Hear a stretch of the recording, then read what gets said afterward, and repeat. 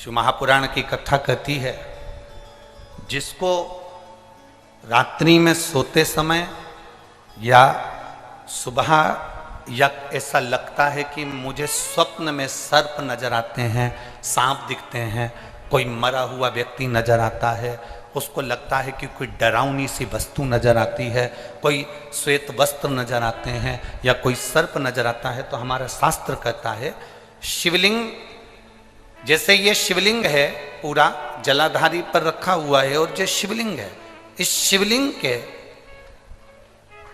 5 स्थान ऐसे नियुक्त कर लीजिए। कितने स्थान? 5।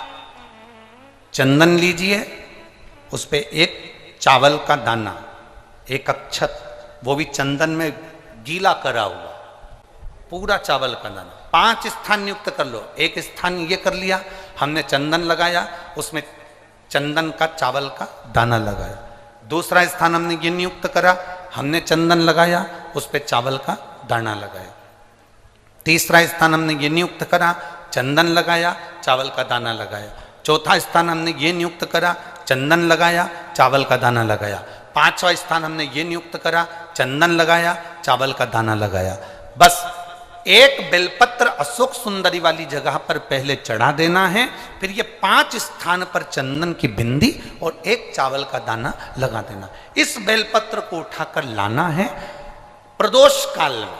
प्रदोष काल सूर्य जब जा रहा हो, चंद्र प्रवेश कर रहा हो, उसको प्रदोष काल कहा गया। उस प्रदोष काल में इस बेलपत्री को भगवान पतालेश्वर महादेव का नाम लेकर खा लेना है। कभी जिंदगी में तुम्हें सर्प का स्वप्न आ ही नहीं सकता और सर्प का भय नहीं हो सकता। यह पतालेश्वर है। 5 स्थान।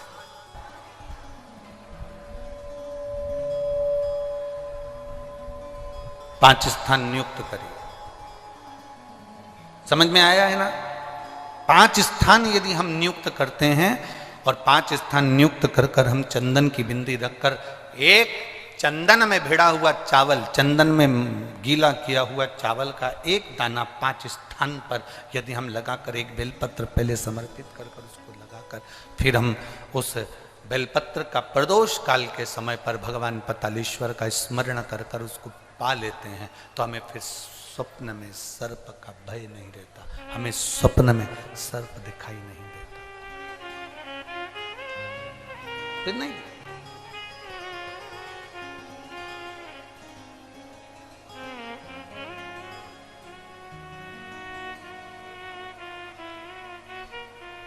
महाराज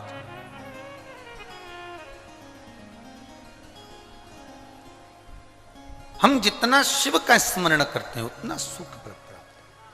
बोल पतालेश्वर महादेव की। भगवान शिव की भक्ति का